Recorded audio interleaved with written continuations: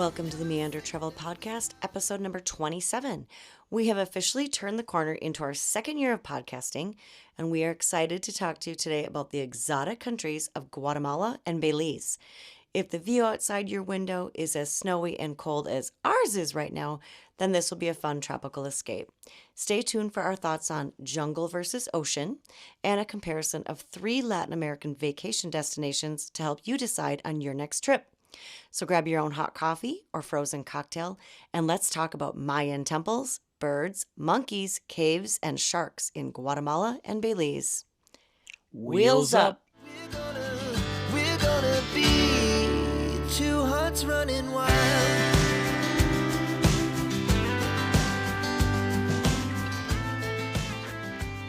Hello. We are glad that you are taking your time to join us today and listen. So we just returned from a 12-day trip to 2 countries, Guatemala and Belize. And everything is fresh in our minds, so we thought it was a fantastic time to sit and share with you as soon as possible in case you are planning spring break trips, which may be coming up for some people since it is the middle of winter, January right now. Yeah, and I have to say, I had very high expectations for this trip. I was excited because between the 2 countries, it really had it all. It has archaeology and history and culture and jungle adventures and ocean excursions. There was so much variety within just a couple hours of each other.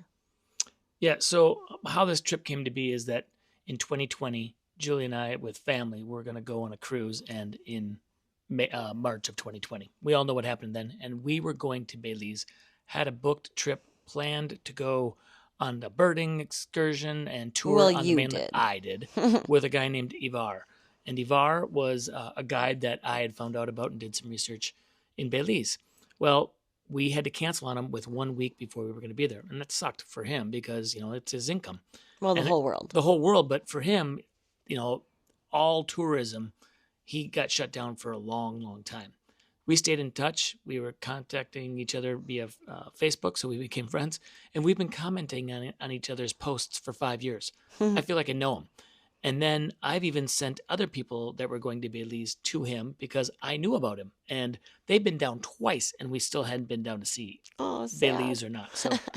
So when the time came for us to say, hey, let's go to Belize, I already knew who our guide was going to be, and he was going to help us out.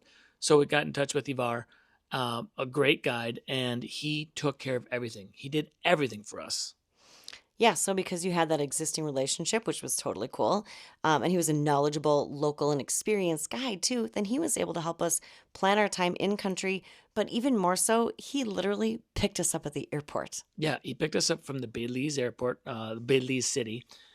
There's different airports you can fly into, but like out on the Keys and whatnot. But we'll talk about that in a little bit. But he picked us up in the Belize City Airport, which is right by where he lived. And we had flown down on a connecting flight from Minneapolis, Atlanta, and Atlanta, Belize. But some of the year, in some parts of the year, and depending on where you live, if the timing is right, and we just missed it by like a week or 2, you can fly direct into Belize. So right now, if we want to fly right now, we can fly direct from Minneapolis to Belize. That would have been really nice. I would have appreciated that. So as soon as we got down there, he picked us up, and we headed out immediately to the Guatemalan border, which is about an hour and a half away, and then it's another almost 2 hours up to Tikal. And Tikal is the national park, Mayan ruins. Yeah, so in hindsight, this might be the only thing that we would do differently. That was a long day of travel. We got up super early. We had to traverse Minneapolis Airport, Atlanta Airport, Belize, get picked up right away. It was just a lot of time. And then right after we got picked up, we spent all the time in the car. So we were under the impression that if we hurried, we might be able to go into the Tikal National Park at sunset and see the ruins at sunset. But that turned out not to be possible. So all that rushing was kind of for naught. So we were pretty tired when we arrived. And then we weren't allowed to go into the park without a guide. And it closed at 6 p.m. anyway. So that was a little bit of a waste of a rush. So we maybe would have spent an extra day somewhere not being so fast, but you can put a ton of time into planning like we do, but still miss some of the guide rules and some little things. Yes, you can go into Tikal National Park without a guide, but that's during the day. But at the sunrise and sunset, you need to have guided tours. And we didn't know that. So we thought I we were guess just they going don't to want you to get lost. well, of course. It's And big. and you show up at 5 o'clock and you rush, like we got about a half-mile walk from our hotel into the park. By the time we get there, it's getting dark, and then we're lost trying to figure out where we're going in there. And we would have been, because the guide was Probably, in yes. the dark. It was important. But we didn't get to sleep in the next morning either, because after we got there and we just kind of hung out at the hotel, we were tired. It's been a long day. We had been up at 3:30 in the morning to get to the airport in Minneapolis. And then when we went to Tikal, we went to bed. We had to be up at 3:30 again the next morning, Literally the same time. 3:30 2 mornings in a row, so that we could meet our guide at 4 a.m. Yeah. So, I mean, Wiped. it was really worth it, though. We stayed at the Tikal Jungle Lodge, and it was just what you imagine it would be like, lush and gorgeous. It had thatched buildings, and it had a really lovely pool area that I did not partake in because I had to do it. the water was cold. Yes, it was. So I didn't go in, but he did. And then we had our own little thatched bungalow, and it had the little bug nets over the bed, which looks really romantic till you think about exactly what they're for. Yeah, and also the metal, the thatch roof that also you could hear sticks landing on, because the monkeys in the middle of the night were throwing branches down onto our bungalow, which was really kind of cool. It actually was neat. And the beds were a little bit smaller, and they each had a net. So that was one night we're like, you take a bed, I'll take a bed. We were get so our own tired. beds. We like, you're gonna sleep over there. I'm gonna sleep over here. We're gonna get some good sleep. Well, and That's I why. didn't also want to like kick the net and then have it come off and then get bit by something. But turns out we like didn't even see any bugs, so that probably was not a non-issue. But yeah, I mean, it was a great spot, and I think we did regret a little bit that we didn't have another night there. It was pretty cool. Yes. Now, here's the thing. One of the benefits of us trying to rush over is that we stayed in the park in Tikal National Park, and that was, it's a huge park, but a lot of people and most tourists stay outside the park, and there's a really cool town nearby, and that, when I say nearby, it's like an hour away, Flores. and it's kind of like this little island peninsula in the middle of a lake, and it's really pretty. But you're an hour and 15 minutes away from the park. Now, if you want to go to the sunrise tour, you want to be there at No 4 a.m. posible. Well, you can, and they were doing it, but they were bussing in. So we got up at 3:30 to meet at 4 a.m. They were probably getting up at 2:30 to meet to leave at 3 to be there by 4. So that is a whole nother kind of early, and one that we didn't want to do. So we met our guide at 4 a.m. and he was coming in from outside, but he lived close. He wasn't like in a faraway town, right on the border. And all we had was our headlamps and our flashlights and the howler monkeys that were waking up and roaring their morning greetings to each other and their neighbors and to us. They were everywhere. And even said, because we said, God, there seems like there's a lot of howler monkeys. He said, this is an abnormal amount. I think it was a new moon. It was really dark, and the monkeys were going crazy. Yeah, it was loud. I mean, we actually took a video of it and put it on Facebook. And people, you said, here, play this and scare your children. Yeah. Because it sounds like a T-Rex is chasing you. It's absolutely. Velociraptor, T-Rex all combined into one. They are terrifying sounding. Yeah. So it was really interesting, though. So we got to walk into Tikal in that darkness. And Tikal, just so you know, is the former home of the ancient Mayan Kingdom. And it is a UNESCO World Heritage Site. And Which as we love. Yes, we like to check those off. As we walked in, we could see the outline of the buildings and the temples by moonlight, and it was moody and magical. And our guide, who was also set up by Ivar, so he like really did everything for us. So this guide led us to the tallest temple, temple number 4, and we were able to climb up multiple sets of scaffolding and stairs to the top of the temple, where we grabbed a stone seat against the building. There was probably about 50 other people or so there in the quiet darkness to await the sunrise.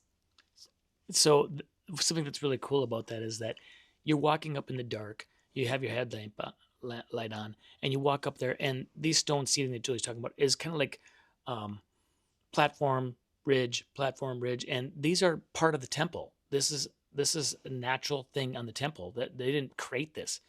And you're sitting there in complete silence, and then all of a sudden a new person comes, and they walk up onto this platform, and they turn and look, and then they see 30, 40, 50 people standing there, all sitting there, all looking at them, and they're like, oh my gosh. In the dark. Yeah, because they were not expecting to see this. Like when we walked up there, we had no idea that there was going to be a whole bunch of people sitting there. And everybody's so quiet. Nobody's making a peep, just because it's kind of fun to watch people's reactions when they turn and look. And then you sit down and then you look out over the jungle, and to it is surreal to sit there and be above the tree canopy and then have those howler monkeys below us in the trees making noise as the sun and the light is coming off the horizon, and it's, pink and purple, and just this gorgeous view off in the distance. It's really, it was moving. Yeah, that was really special. That was super cool. And we stayed there for quite a while, just kind of relaxing in the peace and quiet, and it was very nice. But then our stomach started to growl.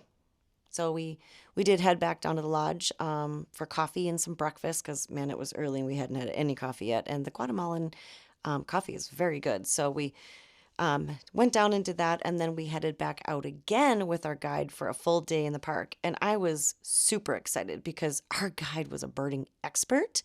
So we saw all kinds of indigenous species that I had never seen or heard their call, and I didn't previously have them recorded on my eBird list. Whatever. It was a fun day of exploring the trails, and yes, seeing birds. I'm being sarcastic. I had to set that up. I mean, you're in Guatemala, going to see some birds. And Guatemala and Belize and Costa Rica and all these Central American countries are really well known for diversity in birding. So that I had to do. But we saw so many other things too. It wasn't just the birds. We saw a ton of stuff. The howler monkeys screaming at us, and all of the temples and the history. It was just an all around awesome day. Tikal is a really large site, and we did get to hike up. There's quite a few of the temples you can still hike up to the top of. There's a couple that they don't let you do that anymore because it's too steep and people would fall. But there's a lot you can still do. So you really do feel like you can participate in a lot of that stuff. But it was hot, man. It was really, really, really hot. And we had to ask because we'd be standing next to a temple that has all these stairs, and we go, "Can we do this one?" And he goes, "No, okay." And then we'd walk away, and he goes, "Can we do this one?" He goes, "Yeah, that one you can do." I'm like, "How would we know?" And it's hard to understand or Yeah, tell. there weren't any signs that said you may walk on this one, and maybe there were some that said you can't go on them. There may have been some of those signs, but for the most part, yeah. I mean, you could do a lot, so it was pretty cool. And the Mayans were highly intelligent and advanced society, and it was really interesting to learn about their culture and their history. So anyway, after the full day in the park, lots more birding than other stuff, but that's okay. Our guide took us back to the border. And then he dropped us off. And then Ivar, our fabulous original tour guide. Let me interject something. The border is really interesting because when you leave Belize to go into Guatemala, like we did the night before, you have to pay money to leave the country.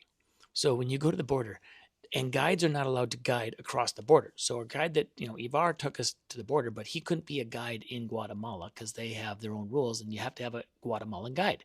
So he had to hire somebody that would be our guide once in Guatemala. He came with us, but then a different guide in Guatemala. Then we come across the border. We have to get a different person with a different car to take us another spot because they're not allowed to go across borders. I thought it was just because he couldn't take his car across the border. No.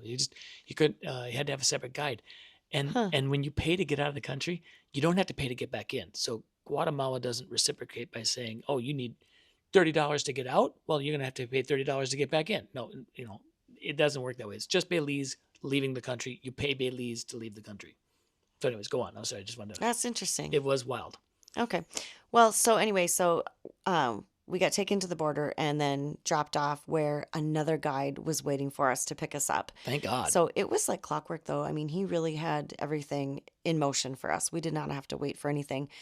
So the guide on the other side then just drove us half an hour or so to our Sweet Songs Jungle Lodge, which would be our home for the next 4 days. And I got to tell you, our accommodation was pretty sweet. It was like a bougie treehouse, complete with excellent air conditioning, which is highly important to me. So cold. It was actually really cold. You'd walk in and be like, whoa. But then you'd kind of get used to it, and it was great. But the deck had this big white porcelain bathtub on it and kind of like this netted springy thing that you could lay on. I don't even know what that part was. But I sat in the tub one day, and it was just so lovely to sit with all that jungle foliage. And then there was this giant iguana was crawling to the top of the tree next to me so he could reach the peak and sun himself a little bit more. It was just so relaxing and lovely.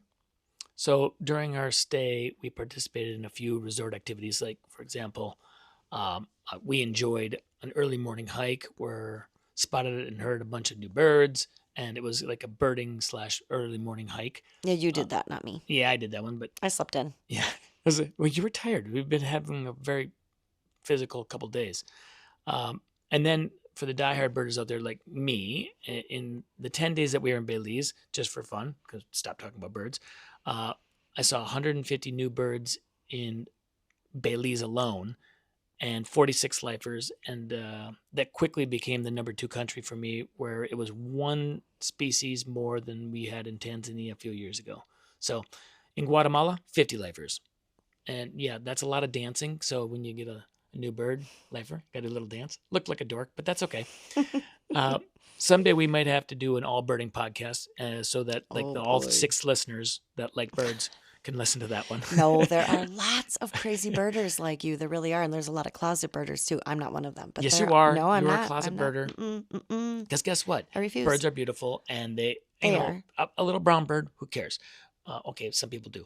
But some of these are so spectacularly beautiful. It's kind of fun to see. As of the ones that I thought were really cool, we saw a very rare orange-breasted falcon. We saw an ocellated turkey. Now think of your basic American turkey and now make it multicolored and spotted and just gorgeous, tricked out. It's a pimped out turkey. It is actually really beautiful. And I was dying for it to open its feathers or something, open up. And it didn't do that because that would be so, so pretty. It was amazing. But and then my favorite probably was the white-collared manakin. Now these sound like fake birds, but the white-collared manakin does this.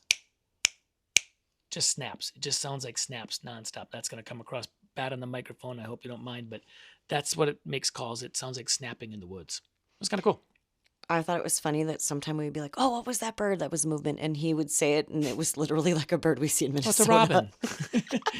But I mean, they're on vacation too, and that's where the snowbirds, term comes from, right? It's all these birds that go on vacation to Latin America. Funny thing was that they don't know where we're from and what birds we have.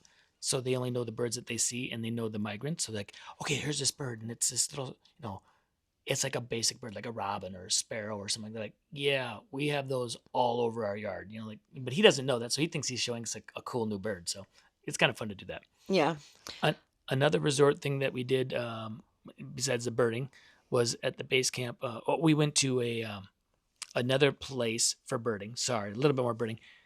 Was this Black Rock Resort. Now, this is a really beautiful, way out of the way resort, but they specialize in birding. But we went over there for birding with Ivar. But it is the most breathtakingly beautiful drive in on this road that wraps along with the river. And little waterfalls on the road. And it was so cool. And then these huge mountains all lined the river bottom. So high top cliffs. And they were like black granite or some kind of black rock, and that's why they call it Black Rock. So it had a really cool look to it. So that was one of the days we did that. We went over to that place and got to see. I think we would stay there, maybe more of the Sweet Songs next time, but maybe not. I don't know, because Sweet Songs had some other things that we really like to do too. Yeah, I know we have to think about it, but I did like that property. It was really pretty. So speaking of our property, we also were able to do some other things on it. Like we went on a night hike. So you did the morning hike with the birds, but we both went on the night hike. This was maybe a little bit less exciting than normal because we pretty much just saw tarantulas and some bugs. But I think the problem was we went out around 7 p.m. and that was a little too early for this time of the year, or for that time, because it was a full moon. And so the nocturnal animals weren't even out yet. So I don't even know why we went so early, but we didn't. And then our guide kept saying, "Ooh, stay on the path here. There's a bunch of snakes that live in this area." So that's a little creepy, and you get a little freaked out, like, oh my gosh, where am I going? And it was kind of a helter-skelter hike, like up and down and through the woods. But anyway, I mean, it was still fun, but I maybe could have done without that one. But we did see a little tarantula on our way to the dining room, like every day. He was just kind of in the crack of the wall, and he didn't bother us at all. At all. He was actually cute. We were hoping that we would see him. Terry the tarantula, we named him. And he would just sit there, and he would sit out, and as soon as he heard your footsteps or you got a little close, he would crawl back into his hole, and you could kind of see him tucked away. But it's kind of fun to see him in there. Yeah, he's cute. And then speaking of that restaurant, it had a cool feature that every morning at 6:30 a.m., the staff would put out a bunch of fresh fruit on a suspended metal tray at the end of the patio. It was fun to watch the birds swoop in while we were sitting there and eating. and we learned the pattern of the birds every day. These birds would come, and then they would fly Do you away. remember what they were called? Which ones came first? Yeah, that was the yeah, whatever. No, I no. was There's so many bird I was names down quizzing him. there. It was a challenge to see There's if he so could many. remember. But it was fun. There was and only they're 3 pretty. specific bird types. Yeah. And they came at very specific times. They had like their own order. And we're like, why don't all the other birds here come down? But I don't know. It's very bizarre. Yeah. Anyways, that it was fun- neat to interesting. see. And it was kind of fun because you could see like the new people come in and they would freak out over like the birds. And you're like, yeah, I've been here for 2 days, so I'm okay. You can sit nearest to the birds. And then at dinner, also kind of like the bird thing, but dinner time had its own little show. These cute little kinkajous, they would come down out of the trees and they would be Well, tempted. explain what a kinkajou is, maybe. I don't know. It's What it's is this it? little gray. Mammal, I think monkey, it's monkey It's rat in the like tree or whatever. It's got a long a tail. and- monkey rat. Yeah, Yeah. maybe. I don't know, but it's cute, like a skinny koala. Marsupial. I bet it's a I marsupial. don't know if it's a marsupial. Does it have a pocket? You have to have a pocket to be a Nope, maybe marsupial. not. No, it's like a really skinny koala with a tail. I don't know, but it's very cute. With big And so, eyes. oh, big Nocturnal. eyes, like so, yeah. And so he would like sneak down and then he would beg for food and he liked bananas. And so Tony was able to, you fed him right out of your fingers. I mean, Yeah, it was, fed him by hand multiple yeah. times. that was really cute. So it was kind of fun that like right on our patio or right on our deck at the restaurant, we had birds and animals and it was cool. Another activity or venture that we could do for free on the property was canoeing on the river. Now, we found this on the last day, but we went down to the river. It was a beautiful little beach, gorgeous beach, and we shoved off and paddled her upriver until we hit some rapids that like light rapids, but we just couldn't get. We didn't have enough muscle to get through. Well, We it were was a tired. heavy canoe, and for whatever reason, the paddles were this solid wood that weighed Yeah. like 15 pounds. I could barely hold the stupid paddle, much less paddle it upriver. So that So wasn't going to from there, happen. we would just float down for like 15, 20 minutes, and then we would paddle back up, and we would float back down. It was really cool. You could also from there take tubes, right? We also saw some we saw birds along the way of the tube, but we also saw, that there was an area for tubing in the same area. Julie, tell me about the tubes. Well, they said in the office that you could, right off the office, there was a little area where you could put the tubes in. This was a newer thing too, I think. And then you could just float down the river and it kind of floats around the exterior of the property. And then you float down to the beach where Right. we had pushed off from. And they're like, yeah, you can do that. No problem. And the water was very brown. This was a brown river. I'm like, I don't know if I really want to do that. I don't know if it looks that clean and whatever.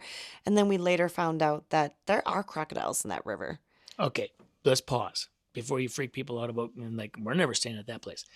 The crocodiles supposedly are quite a ways upriver or downriver. I can't remember which one. I think it was they, upriver. And they say, yeah. nah, there's no crocodiles here. But me, in my mind, crocodiles swim. It's a river. They can get to where we are. That's what I'm thinking in my mind. Well, we did ask the staff, like, wait, we've heard different things. Are there crocodiles in this river? And they go, oh, yeah. Oh, but don't worry. They won't bother you. So I'm just thinking, if I'm hanging my booty in a tube, With your legs dangling. I'm not sure how relaxed I'd be on that tube. No, I wouldn't be at all. I wouldn't be in an inner tube. If I was swimming, I'd jump in and jump out so fast.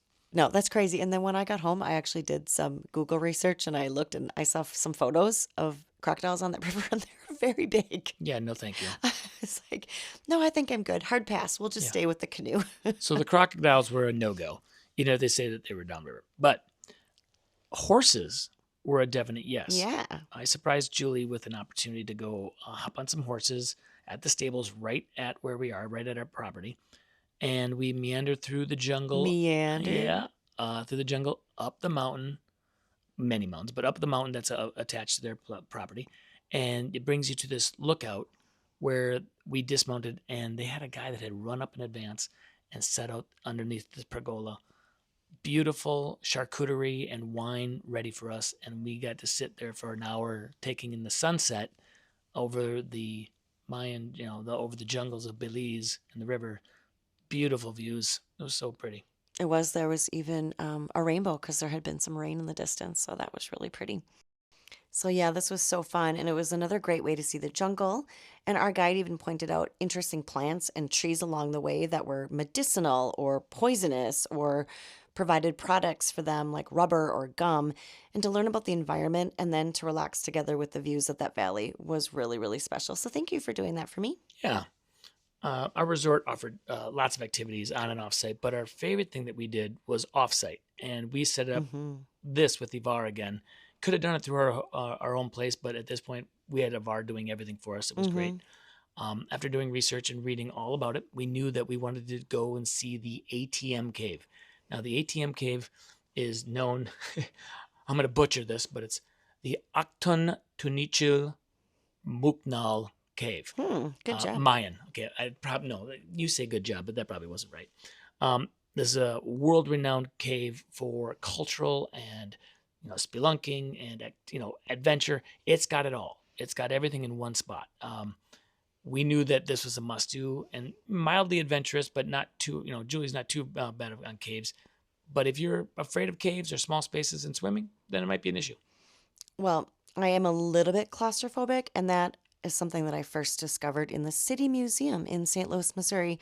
Thank you very much for that, City Museum. And ironically, we are headed to St. Louis tomorrow. So that's by the kind way, of that museum is one of the coolest things in the world. If you ever go to St. Louis, we've said this before, City Museum, especially if you have kids, it's a must.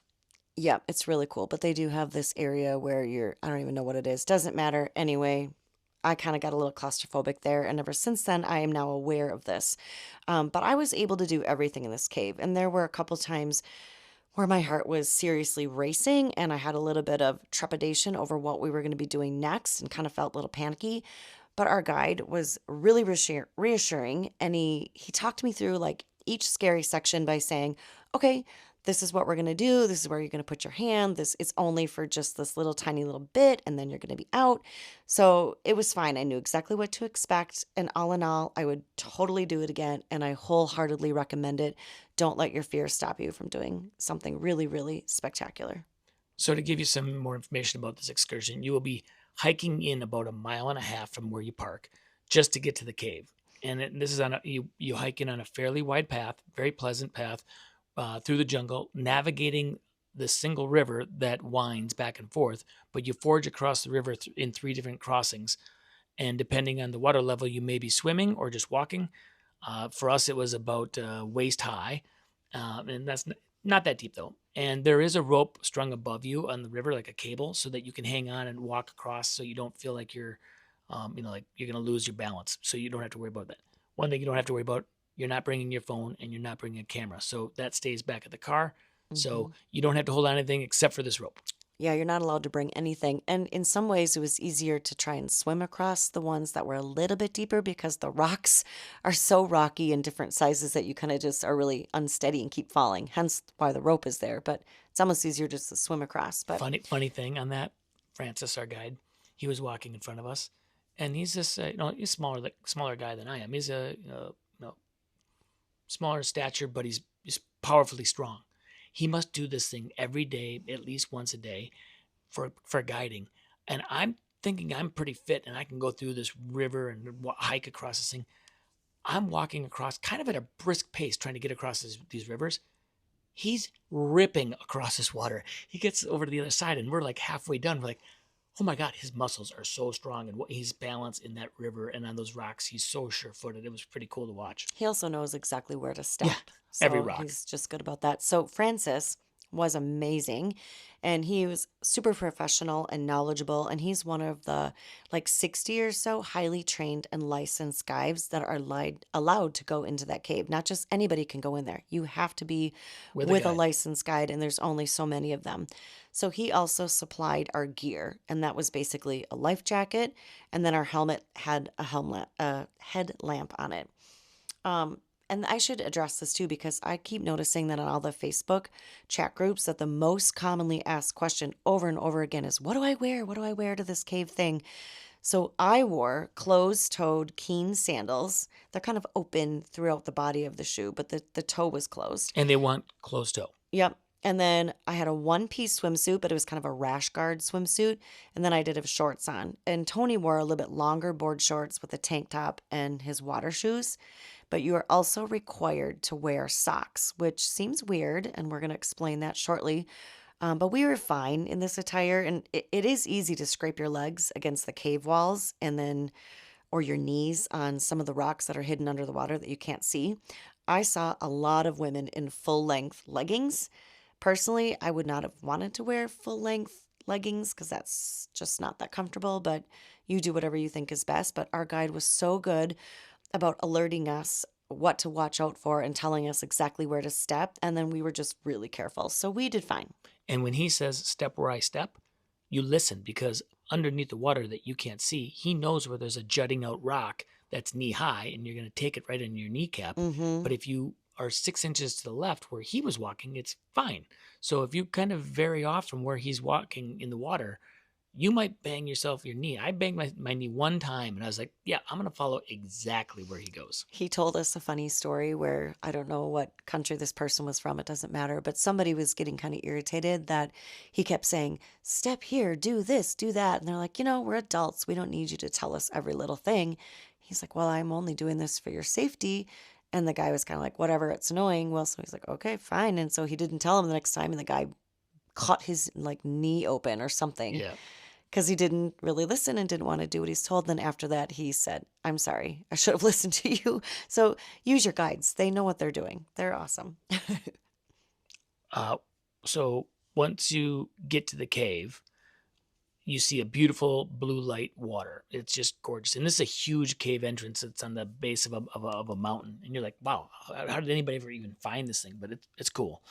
And then you enter into the mouth of the cave, and then you immediately have to swim through the large cave opening. But you only have to swim for a little bit and before you emerge, and then you can walk on the shallower water or on the shores inside the cave because there's lots of sand and rock inside. The water level varies throughout the cave, and you swim at least once, maybe twice, depending on the water levels, but you never for very long and not very deep. However, it depends on the rains. So it was at a moderate level when we were there. However, right after we left, we were talking to some people and they had to cancel some tours because the water levels were too high, as they had 2 days of straight rain up in the mountains where this area is.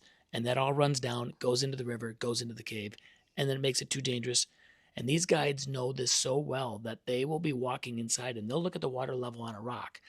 And if they're going into the cave, they note, because they know if the water level is rising or going up or down during that day because of rain last night. And if it goes up too much, they say, and we're turning around and we're going out to be safe because the water levels will get too high. So they're never going to put you in jeopardy. They're never going to let you go into the cave if it's unsafe as well. So you never have to worry about that. They do all that worrying for you. Yeah, and they also know the cave system really well. So if there was an emergency, they could get you to a different spot. And there were a couple emergency exits, kind of in places where they would use higher ground. Yeah, you can go sit up and if there was a problem. You might have to sit there for a day or two, though. You could be stuck inside in certain spots, but you'd be totally safe. But you would have to wait there until the water level goes down to be able to exit. Well, I think that's rare, so let's not scare anybody. But yeah, I think that'd be cool. So you basically meander through this cave, and the whole time, our guide was telling us about the geological features, and then also teaching us about Mayan culture as well. And your destination is a part of the cave that opens up into this huge sanctuary-like cavern, and this is the area and the reason why you need to wear socks. So you will remove your shoes before getting to this area because they want you to step very carefully so as not to disturb or destroy the ancient artifacts that are strewn about. Like there was big pottery and big jars and pots and stuff, but there's even human remains. Unfortunately, some pots and even some skeletons were damaged by people who accidentally stepped on them or dropped things like their phone or their camera. So now you have to walk between the designated lines that they have there for you. And their idea is that if you're in your stocking feet on the uneven rocks, which is not very comfortable, by the way, it does kind of hurt. You have to be careful. The idea is that you will step very carefully and really watch where you're going, which I think is true. I do think that was helpful. So this is a Mayan, ruin basically inside. Not ruins, but this is a Mayan area where people came to do a lot of their worshiping. And there's a lot of questions surrounding the Mayan empire and as to why it collapsed. But this cave offers a lot of insight. as you're inside, you'll see many skeletons. And what you learn about the Mayan human sacrifice, it is common misconception that Mayans were bloodthirsty culture, sacrificing humans for in life indiscriminately. The Mayans did practice sacrifice, but it was more of a ritualistic in nature, a way to honor their gods.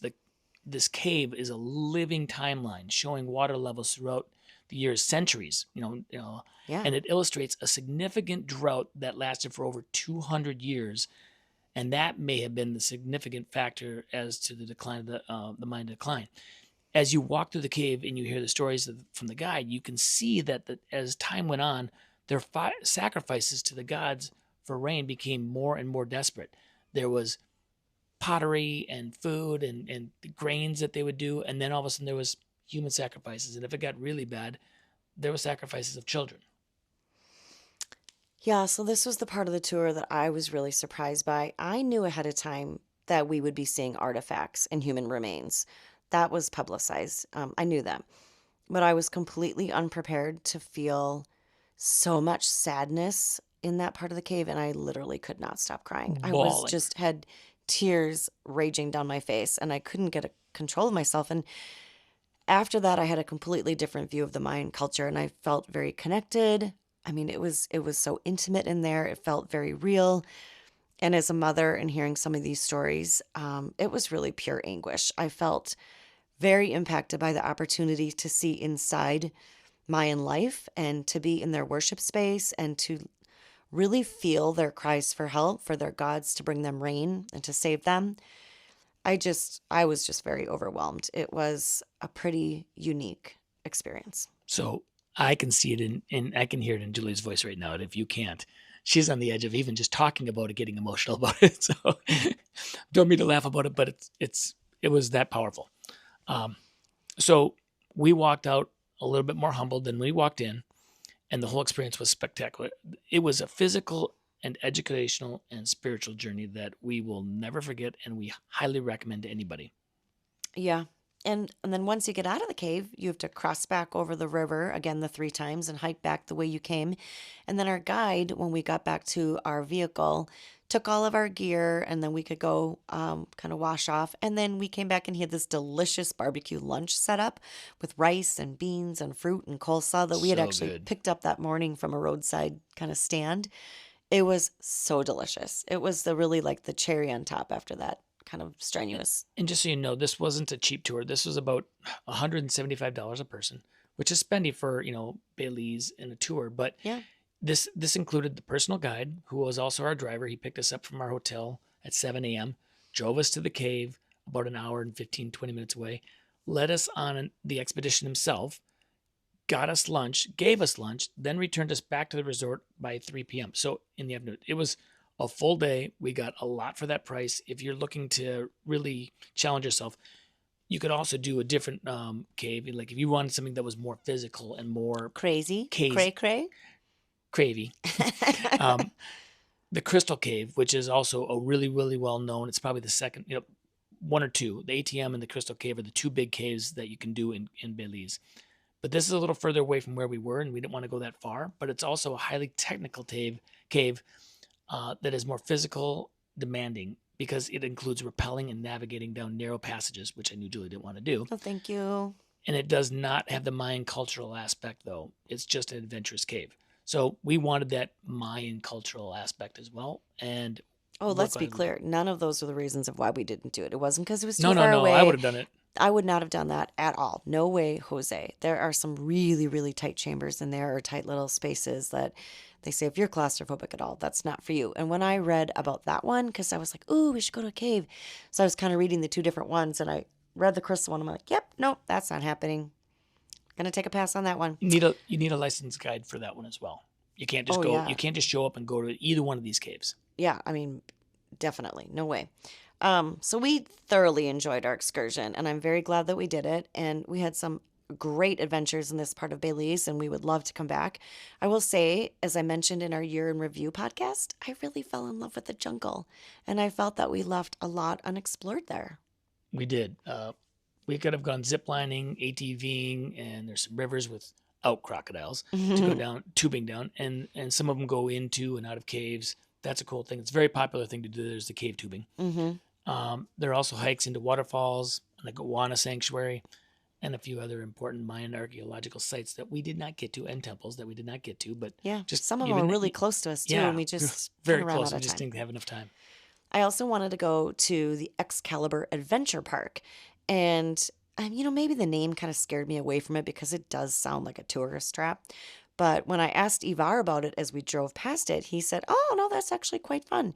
And it's kind of like a one-stop shop because it has jungle tubing and a cave experience, but it also has hands-free zip lines, the country's only Via Ferrata. Which I wanted to do. Yeah, it's kind of like a climbing ropes course thing. And it has places in there that you can do rappelling, and it has a kids' play park. It has a lot going on. And at the time of this podcast, when I looked it up today on Google, it had a 4.8 star review out of 5. So that's pretty good. The only unfortunate thing is that it isn't super close to anything. So it's about an hour's drive from San Ignacio, where we stayed, or Placencia. And then it's about 45 minutes from Belize City or Hopkins. And actually, we should have done this at the beginning, but let's talk about these locations just so, because you just mentioned about how we were going to maybe choosing what we did. We poured over a lot of different sites for information, our information about Placencia. Placencia, thank you, and Hopkins. They were our two favorites, hands down, that we wanted to do for local flavor and culture and the mainland, that were on the mainland. But Caye Caulker and San Pedro and Ambergris Caye, they were the two main offshore destinations that we looked at. So from this point, we left the mainland and to go, we were going to go out to go snorkeling, scuba, something other adventure, not in the jungles. And we were looking at those 4 locations as to where we would go and trying to decide between them. Yeah, so Ivar had recommended the town of Hopkins when we told him that we wanted something picturesque and laid back and more local, less touristy. That's what he said, hands down, we should go there. But what we forgot to tell him is that we also really wanted to go snorkeling and diving. And you can take excursions for snorkeling and diving from Hopkins and Placencia, but it would require longer boat rides out to get to the dive site. And I get a little seasick, so that really didn't appeal to me too much. Yeah, depending where you wanted to go, with 45 minutes to an hour in the boat. Whereas, Yeah, and on those little boats, no thank you. So we decided on Ambergris Caye. I always bobble that. Looks like Caye, C-A-Y-E, but it's pronounced C-A-Y-E. Yeah, it's confusing. Caye. Yeah, it makes sense. Because of its proximity to the coral reef, which is the second largest barrier reef in the world. And we've already snorkeled and scuba on it before when we were in Roatan. So this is right there. It's like 5 minutes off the shore. So it's a 5-10 minute boat ride to go to the dive sites, not a 45 minute to an hour one. Yes, much more appealing. And you get to go to places like the 2 main places that everybody goes are Holchan Marine Reserve and Shark Ray Alley. Yeah, so getting to Ambergris Caye, see, I just didn't know. Gotcha. So getting to Ambergris Caye, there's a lot of discussions on the forums, like, how do you get there? Do you fly there from the mainland? Do you take the ferry? So what we decided to do was kind of what we thought was the perfect combo. So we decided to take the ferry out to the island because we were already on the mainland, and it's kind of fun to take the boat so you can see things from the water, and it's a large ferry. So I wasn't too worried about getting seasick on that one. And it's also cheaper to take the ferry than a flight. But Ivar picked us up that morning from Sweet Songs, and we kind of birded along the way down to the coast, and then he dropped us off at the ferry terminal in the afternoon for the approximately hour-and-a-half ride out to the island. And it does drop off at Caye Caulker about an hour in, and then it continues on to the port in San Pedro. It worked out perfect for us, and so that on the way home, we then took the flight from the little San Pedro airport, which was really quick and easy. Just go in and get on the plane to Belize City. Now, when we did that, we landed about 19 minutes. That was like 15 to 19 minutes of a plane ride from the Caye back to Belize. And when we had to fly out on the way home, we were flying out of the Belize City airport anyways. So it was perfect. We land, we're already through security. We just basically get off the little commuter plane from the Caye and then wait a little while and then get on our own plane to go home. So that's why we chose ferry out, plane ride back. And it was kind of the best of both worlds because you got to see the water, from the boat, and then the water Which was from at the sunset. airplane, Was which was in the beautiful. afternoon too. Yeah. Okay, so, well, we have already said that we love the jungle, but now we're going to talk about the ocean part of this trip. So, where we stayed was at the Alaya Marriott Hotel, and that was just a short taxi ride from the harbor where we dropped off. And the only reason we stayed there really is because we had points to use. So, we basically got it for free. It was a lovely hotel, but it's big, so it doesn't have that, like, cultural charm or anything like that. But it did have a nice big pool, and one of which was heated like a hot tub. Has a gorgeous sandy beach out front that we never spent any time on, and it did have multiple bars and restaurants. Actually, let's mention why we didn't spend much time on the beach. Last January, we went to Costa Rica, and we were so excited to be there, but that it had dinner on the beach. And the first night, we were excited, and we got eaten alive by the no-see-ums in the Eaten evening. Like the alive. sand fleas and the no-see-ums. So we were not going to make that mistake again, and we're not really much beach sitters anyways, so we just avoided the sand. Yeah, it's too bad because it was really pretty. But I also did a lot of reading before we went about Belize and the bugs and the no-see-ums and the bites. And I'll say that I got, like, I don't know, 2, 3 little bites in the jungle. I didn't get any. Yeah, it's super minimal. In all the jungles we've been in the world, we have never gotten bitten anywhere like we do in Minnesota in the summertime. It's actually kind of ridiculous. So it is not a big deal in the jungle. Do not even worry about that. It is much more of a problem on the beaches in the Caribbean, however. And in the Facebook groups, a lot of people recommended Sawyer's picaridin. Picaridin. And they said it was the only thing that worked for them. So I did order from Amazon, and it's kind of like a greasy spray, and I would spray my legs and feet with it because that's typically where I would get the bites, would be on my feet and on my legs. But I still got a bunch. So I don't know if it's just, I don't know if there's a product that works. The jury's still out on that, but we just tried to limit our sand time, particularly in the evening hours. I'm also a believer in it's your blood type, because certain blood types get bit and some don't. I didn't get any bites, really. I got like I'm one or two. just sweeter. Yeah, sweeter. Okay, so what did we do in San Pedro? The first thing you need to do is when you get there is rent a golf cart. Yes. We thought maybe we weren't going to need to do it, but that immediately you realize to get around town and to do things, you don't want to pay for a taxi and cabs all the time. No. Golf carts are super easy. Everybody drives them all over, and it's hectic at times. But so it's the prime for everybody in town. You don't even see cars. I wonder what the ratio of car to golf cart is. Yeah, I didn't see 90-10? I don't know. So we rented spur of the moment. We were just walking down a road, and we happened to go by OJ golf cart rental, which we had known about, but we just were walking, and we said, you know what? We're done walking. Screw this. It's hot. Let's get a golf cart. They were really speedy, professional. They had a beautiful one already done and ready to go. And we had no reservation. None. I mean, we just walked in. Yep. So they do this really so friendly. often, and there's so many of them that they turn and burn them pretty fast. $140 for 4 days. And if you think you're going to get a great deal by looking everywhere, don't bother. Just get the one that's either hooked up with your hotel or something that's close. They're all going to be within $1 or $2 at most difference. And this was done with taxes, everything all done, $140 out the door. It was a good deal, and they're all pretty much the same, so it doesn't matter. Yeah, so we got our little golf cart, and we're like, now what do we do? Well, we did exactly what a lot of people in the Facebook group said not to do. We just started trucking right away to Secret Beach because we didn't have a destination. We had no plan in mind. We're like, oh, what the heck? We're here for 4 days. What are we Let's going to go do it.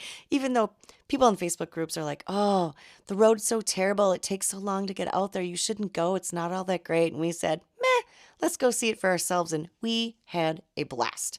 So yes, the road was bumpy. Yes, it took in about... parts, but in a lot of parts, no, it was fine. Well, it's just one section. I mean, back in I the had to body. hang on to the handle above my head. And I mean, they say, oh, should you do it if you have a bad back or bad But those neck? are the speed bumps. That's not like potholes. I mean, there was a little area where the potholes were bad, but it's the speed bumps. You really have to, the dips and the bumps. You have to watch for those. Yes, the driver needs to watch for those Yeah, because that'd be neat. sometimes the driver will be looking off to the side and be Going like, too speed fast. bump!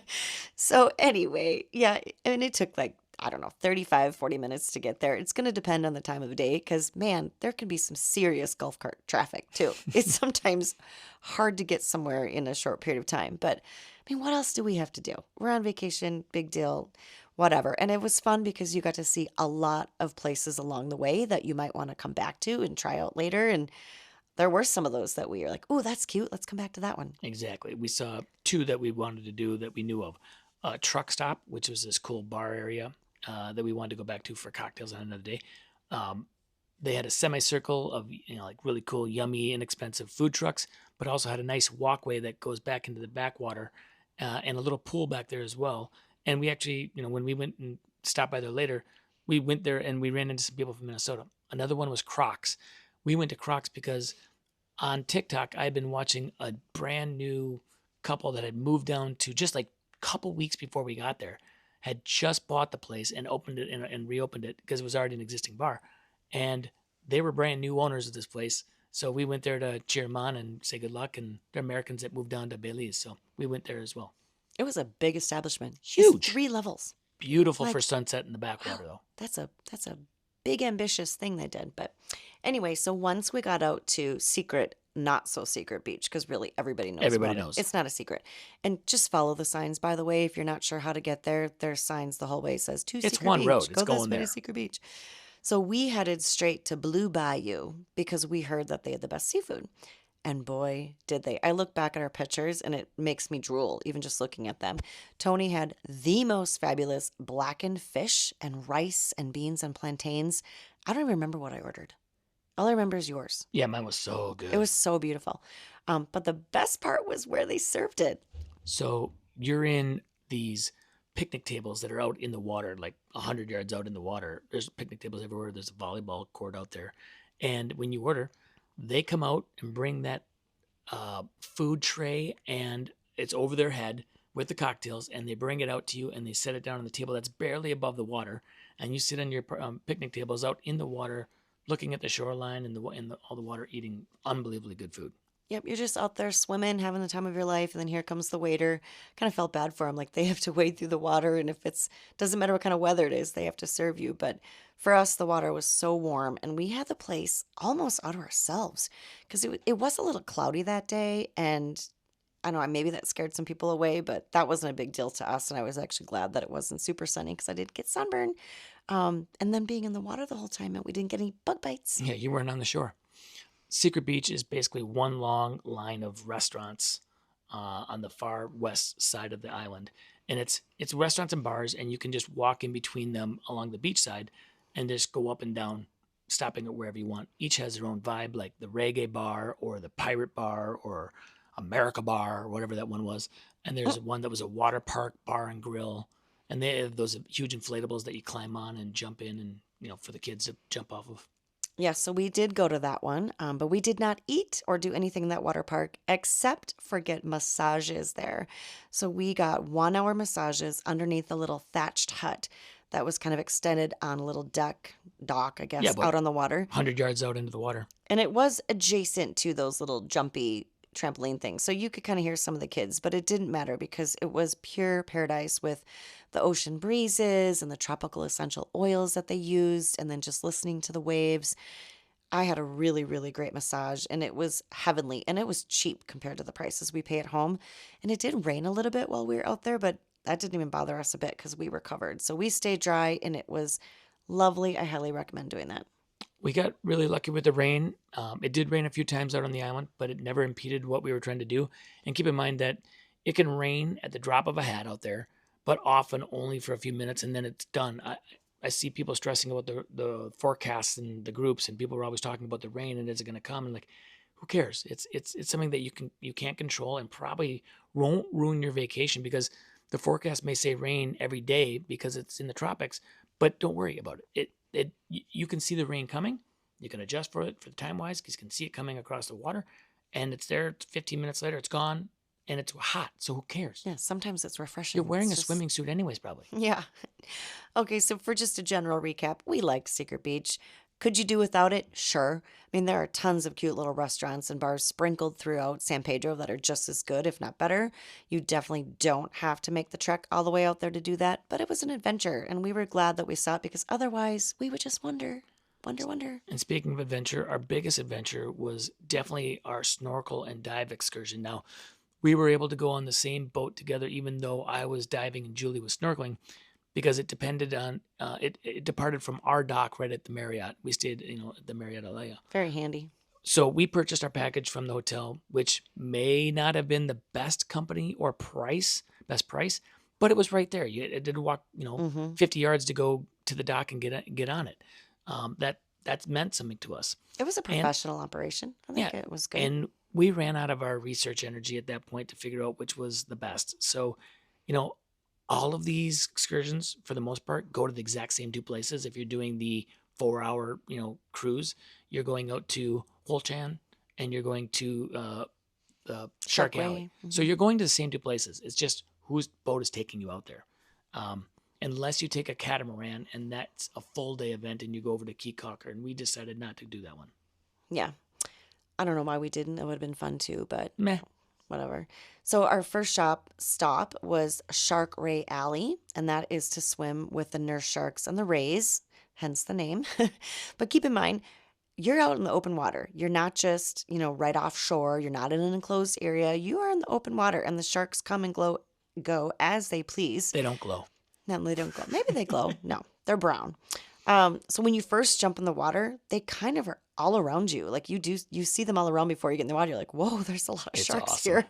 But I guess what they do is some of the boats actually throw out some chum or some little fishy snacks or something to attract the sharks so that they're there for you. Because otherwise, once you get in and they realize, oh, there's no little snacks coming, they slowly drift away and on to the next boat. So it's kind of a little bit of a racket, but it's not scary. They don't care about you that much. And you're not getting they swim near you, but they're not getting right up in your face or anything like that. I didn't think it was scary. I got about 2 feet away from one, about 1.5 feet away from one. Yeah, they kind of divert. They look at you, they divert. Meh, I'm going to go the other way. It was a neat experience, though. And there are also some rays. We didn't see as many of those maybe at the time, but that area where you do the Shark Ray Alley, the seabed is pretty bare. So there's not a lot of other It's shallow water. sea It's only life. like Yeah, it is 10, shallow. 10 15 You feet kind of wonder deep. why sharks live in such shallow water. I don't know. I didn't ask that. That would be an interesting question. Anyway, I don't know. You stay at that site for like a half an hour or so, and then you move on to the Holchan Marine Reserve, and that is where you'll get to see a lot of things like turtles, more rays, tons of fish, etc. So this is the spot where I did scuba because it's a lot deeper in this area and it's a big channel area that goes in between the reef. So it kind of goes out to the water. So this is a thoroughfare for these fish and rays and turtles and everything to go to and from out into the water. And it's shallow on the sides and then this big channel deep down. And I was out there probably, I think at 35 feet was my deepest. And then when I was down there, I was looking up and I could see Julie and some other people snorkeling on the surface and I'm waving frantically. They're snorkeling. It took them like 2-3 minutes to notice me. And I'm like, oh, because there's a whole bunch of other scuba divers down here and we all look the exact same. So she had no idea which one I was, but some weirdo at the bottom of the water waving. Well, not only that, but there's so much to see. There are so many fish and different schools of fish. And there was a big spotted ray that went right by me one time. It was actually closer to us than it was lower down to you guys. Sure. That was so cool. So I have tried snorkeling, scuba. I've tried it multiple times. It's not my thing. So it's good that we were able to still go out in the same boat together and do different things. But part of that reason is because that first stop that we did, nobody scubas there. It's too shallow. Yeah. So everybody, You could, but there's no everybody need to. Well, you would get It's tanked only up it's for like 5-10 feet nothing. deep at most. So everybody pretty much snorkeled there, and then they just let the divers go into that one spot. And then there was other snorkelers on our boat too, but that was really lovely. And there was quite a current there.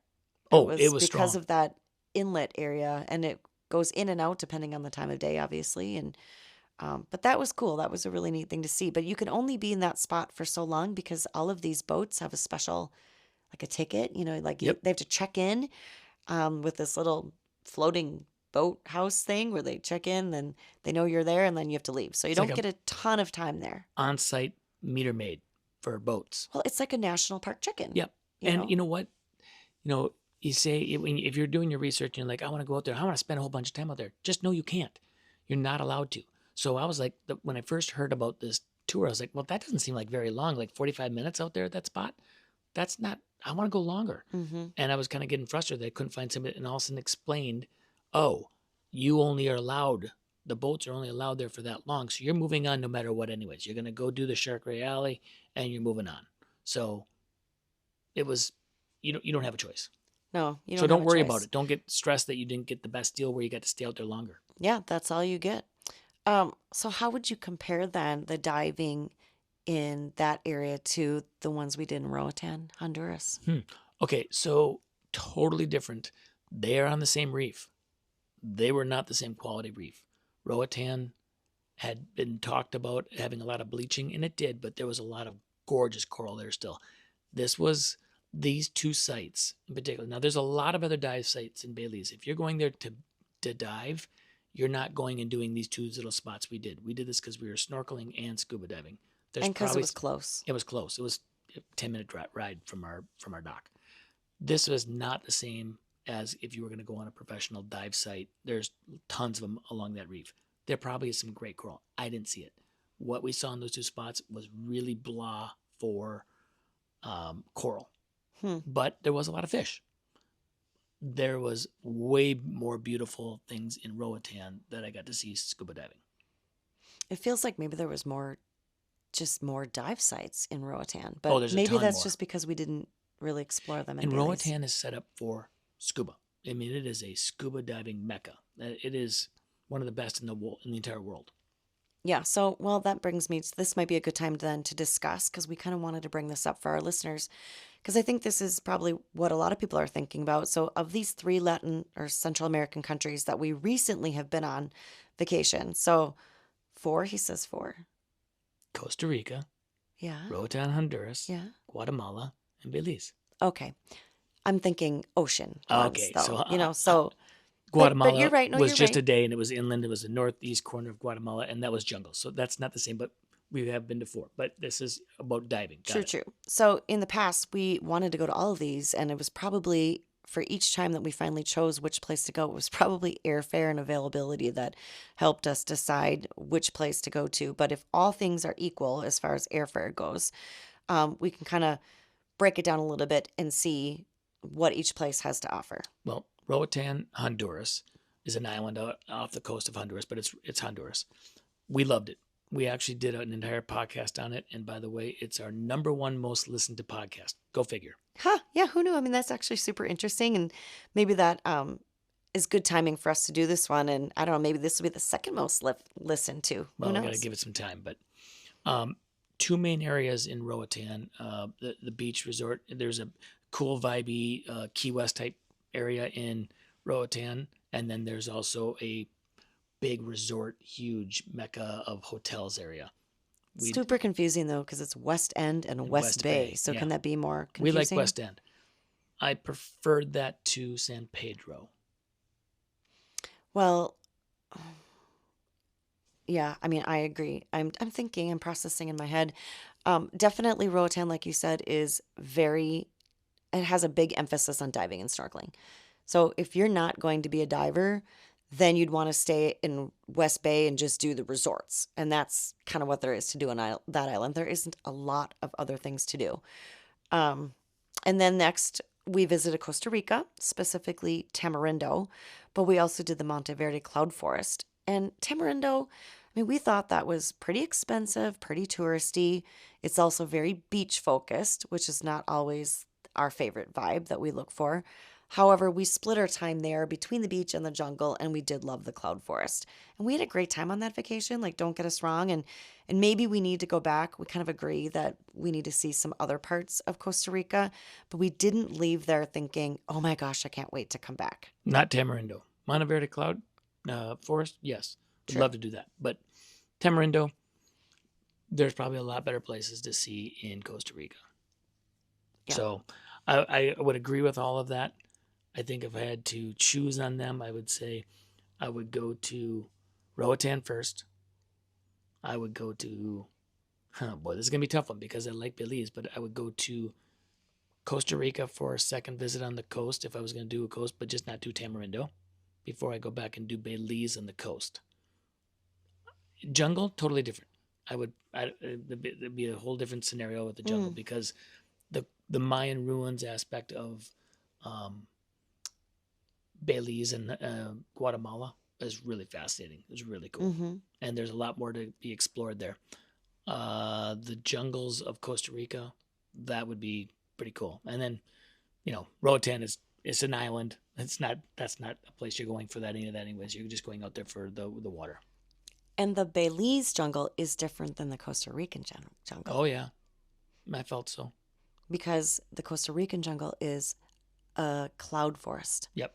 And there are only so many of those in the world, Well, in that right? one area where Monteverde is, there's not the whole island. I mean, the whole country isn't cloud forest, but there is cloud forest in Costa Rica. Yes, What is the difference? it's an elevation situation. It's got to get up to the certain Okay, height. which is why it was much colder there when we were Yep. there. But, well, okay, here's my take. If your main focus is snorkeling, diving, and sea life, then I think Roatan is the place. If you want like a party town with lots of bars and restaurants within walking distance, then I think Tamarindo was great for that. In San Pedro, in Belize, the bars are really spread out. Like you cannot just walk down the street and go bar hopping, except in a couple small areas, like at Secret Beach or in a couple other areas. Or downtown. Downtown, you definitely can do it, but But even there, it's you're gonna get hit you, by a you do golf not feel cart. like you do not feel like you're out at the beach resort kind of place. When you're downtown in San Pedro, it is traffic and golf carts and smoggy from the gas carts. But there's some really nice fine restaurants.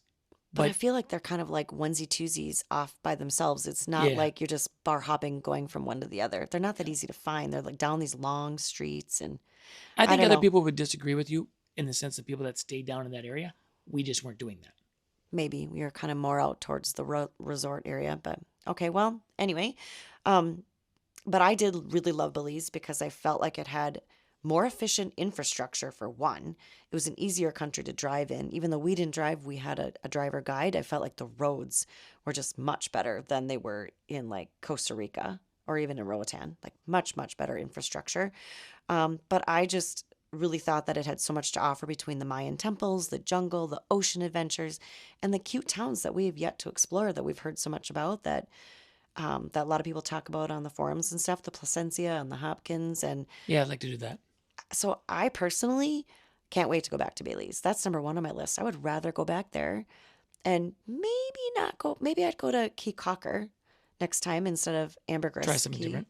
Yeah, the smaller one, and it's a little bit more laid back, kind of like has a backpacker vibe, but I don't know, might be kind of fun, but it just depends really on what you want to do, you know, if you want ocean or jungle or a mixture of both. But I don't know, that's kind of our synopsis of those three destinations and kind of our trip to Belize and Guatemala. Yeah, when we say a trip to Guatemala, we were there for a day and a half, but Yeah, that we doesn't packed really it in count. and we only did the very, very eastern edge. In fact, a lot of people that go to Guatemala for tourism and to go to visit don't go up there because it's so far away. It's like a 13-hour drive to go to the capital. So it's a long ways away from most things in Guatemala.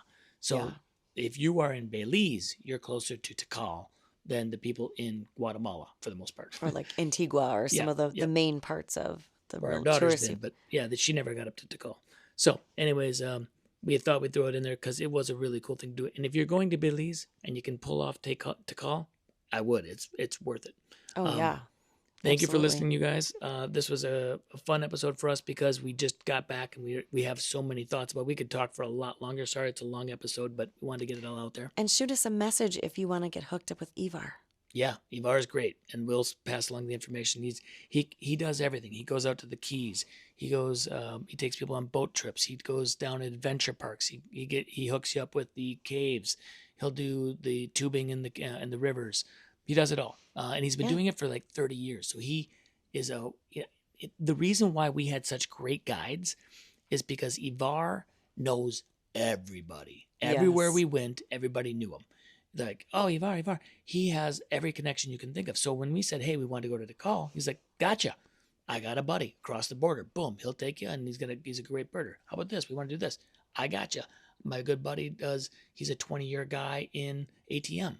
So he knew all the people, and to get the best ones, not just some Joe Schmo that would just take us. Yeah. He got the best guides, the other places that he couldn't do, or he was a facilitator of sorts. Our two guides that he hooked us up with, the one in Tikal and the one in the ATM cave, so exemplary. Ivar and I are texting. This has been a month, like 3 weeks or whatever, 4 weeks. I don't know. It's been a while since we got back. We are texting almost every day on Facebook. He sends me pictures. I send him stuff. We're talking all the time. He's just a good guy. Oh, that's fun. Anyways, thank you for listening. Our next podcast may be Ireland. We'll have to see. I don't We're know. talking We'll about that. see. And then in a month from now, we will be on site on a trip that we may be broadcasting live or recording live from, as Julie and I venture to the northern part of Italy for the Olympics. So Yes, going back teaser, to little Italy. teaser. Yeah. All right. Until next time. Wheels up.